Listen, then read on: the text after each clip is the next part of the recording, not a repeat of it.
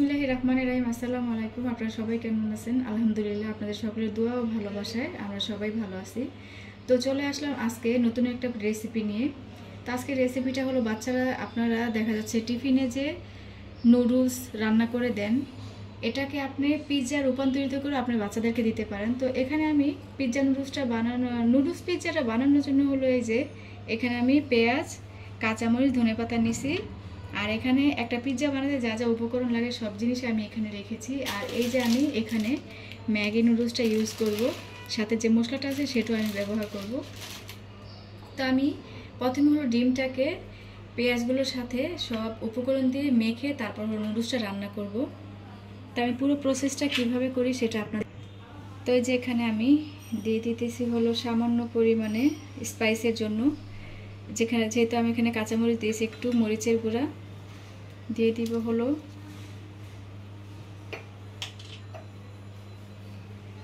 সামান্য পরিমাণ গরম মশলার গুঁড়া, এটা হলো জিরার গুঁড়া, আর দিয়ে দিব হলো ডিম যতটুকু সেই পরিমাণে হলো স্বাদমতো লবণ। তো এখন আমি ডিমগুলো এগুলোর সাথে দিয়ে তারপর হলো ফেটে নেব।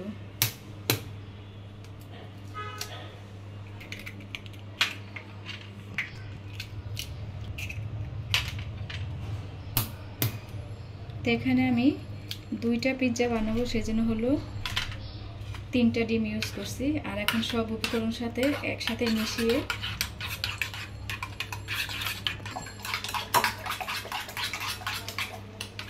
তো আমি সব উপকরণগুলো এই যে এখানে মিক্স করে নিলাম। আর এখন আমি নুডলসটা রান্না করে নেব।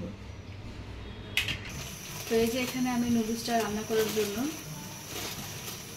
2 কাপের মতো পানি দিয়ে দিছি। আমার যেহেতু 3 প্যাকেট নুডলস, আপনারা একটু আইডিয়া করে পানিটা দিয়ে দিবেন। তো পানিটা একটু গরম হোক, ততক্ষণ আমি নুডলসটা রেডি করে নিই। বলক আসছে আর আমি নুডলসগুলো দিয়ে দিতেছি। তো এখানে আমি হলো ম্যাগি নুডলসটা ইউজ করতেছি। আপনারা চাইলে ম্যাগি নুডলসের সাথে বা মিস্টার নুডলসের সাথে কোকোলা নুডলসটা দিয়ে বা অন্য যে লম্বা স্টিকগুলো আছে ওগুলো দিয়েও রান্না করতে পারেন। তাই আমি নুডলসটা রান্না করি। যে এখানে নুডলসটা প্রায় রান্না করা শেষের দিকে, এখন আমি এর ভিতরে যে টেস্ট মেকারটা থাকে সেগুলো দিয়ে নুডলসটা একেবারে শুকনো শুকনো করে নামাবো।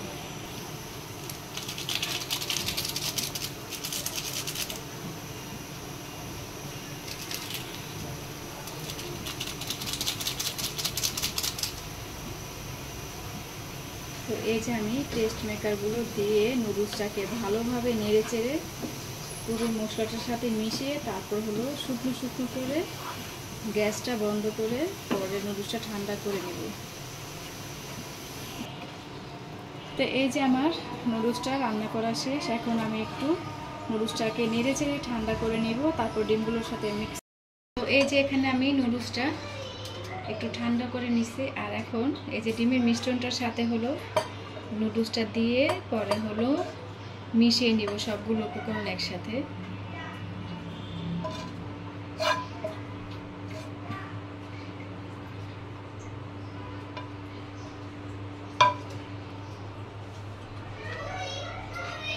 তো এখন আমি সমস্ত উপকরণগুলো নুডলসটার সাথে মিশিয়ে নিব। তো এই যে আমার নুডলসটা মাখানো শেষ। এখন আমি হলো চুলায় তেল দিয়ে পরে হলো নুডলসটা রান্না করে পিৎজার যে শেপটা সেটা দিয়ে নেব। বসাই দিছি আর প্যানের ভিতরে হলো তেল দিয়ে দিলাম। পরিমাণে বেশি তেল দেবে না, তাহলে চিটচিটে ভাব হয়ে যাবে। তো এখন আমি হলো ডিম আর নুডলসের মিশ্রণটাকে প্যানে দিয়ে তারপর হলো আমি একটা রুটির মতো পুরো মিশিয়ে দেব।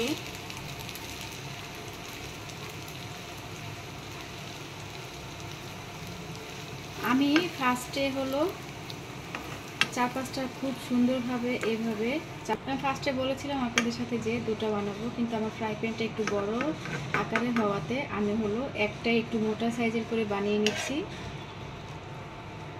তো এখন আমি হলো এই পাশটা হলো মানে ওই যে প্যানের যে ওপর পাশটা ওটা হওয়ার জন্য হলো ঢাকনা দিয়ে ঢেকে কিছুক্ষণ রান্না করে নেব এইভাবেই। এই যে এখানে আমার নুডলসটা হয়ে গেছে, আর এখন আমি হলো খুব আলতোভাবে ধরে এই জিনিসটা এইভাবে উল্টে দিব। এই কাজটা খুব যত্ন সহকারে করবেন। দেখুন আমার এটা হলো, তো নুডলসের যে পিৎজার ব্রেডটা আমি তৈরি করেছি সেটা খুব সুন্দরভাবে হয়ে গেছে। এখন আমি এর উপরে সমস্ত উপকরণগুলো দিয়ে সাজিয়ে, তো আমি এই যে সসটা দিয়ে মানে পিৎজাটা যেভাবে তৈরি করা হয় ঠিক সেইভাবে আমি সমস্ত উপকরণ দিয়ে করব। এখন আমি চামচের সাহায্যে সসটাকে চারদিকে ম্যারিনেট করে নিতেছি।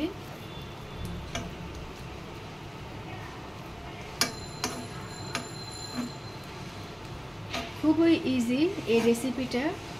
বাচ্চাদের টিফিনে দিলে টিফিন বক্স খালি আসবে 100%।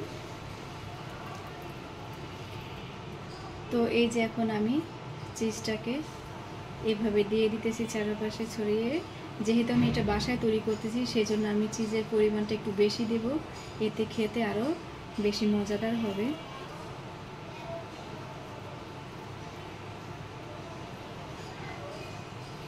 তো এই যে আমি ক্যাপসিকামগুলো এইভাবে দিয়ে দিতেছি।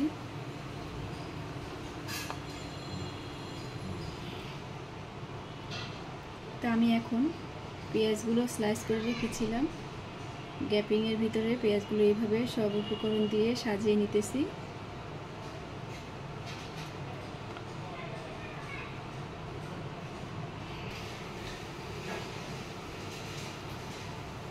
তো এখন আমি গোলমরিচের গুঁড়া আর হলো অরিগানো পাউডারটা আমি একসাথে হলো মিশিয়ে পরে হলো পিৎজাটার ডেকোরেশনের উপরে দিয়ে দিতেছি। দেখা যাচ্ছে হলো শর্ট সময়ের ভিতরে এরকমভাবে হয়ে গেল। তো এখন আমি দিয়ে দিব হলো চিলি ফ্লেক্স।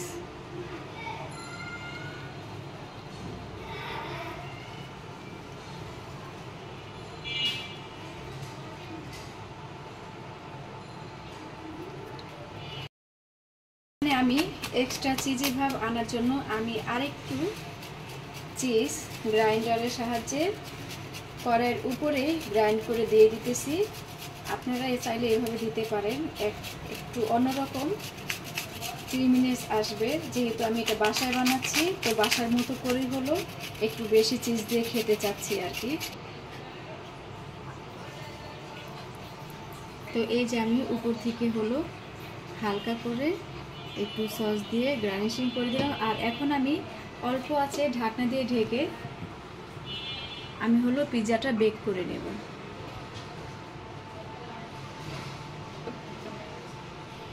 তো এই যে এখানে আমার পিৎজাটা হয়ে গেছে।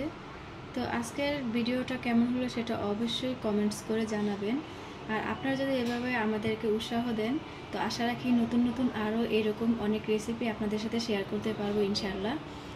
তো এরকম নিত্য নতুন রেসিপি পেতে আপনারা অবশ্যই আমাদের চ্যানেলটিকে সাবস্ক্রাইব করে পাশে থাকবেন। তো আমি এখন হলো আমার পিৎজাটাকে আমি নামিয়ে ফেলতেছি।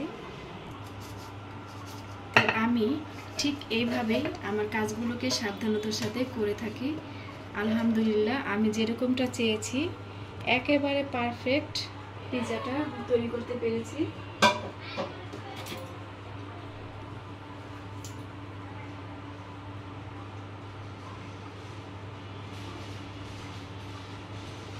তো এরকম আরও নিত্য নতুন ভিডিও পেতে অবশ্যই আমাদের চ্যানেলটাকে সাবস্ক্রাইব করবেন এবং আমাদের পাশে থাকবেন। তো এই শুভকামনায় আজকে এই পর্যন্ত। আপনারা সবাই ভালো থাকবেন, আমাদের জন্য দোয়া করবেন।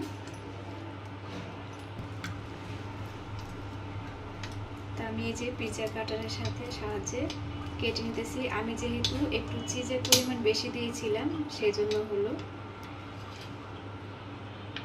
কাটারের সাহায্যে পিৎজাটার ইয়েটা উঠে আসতেছে।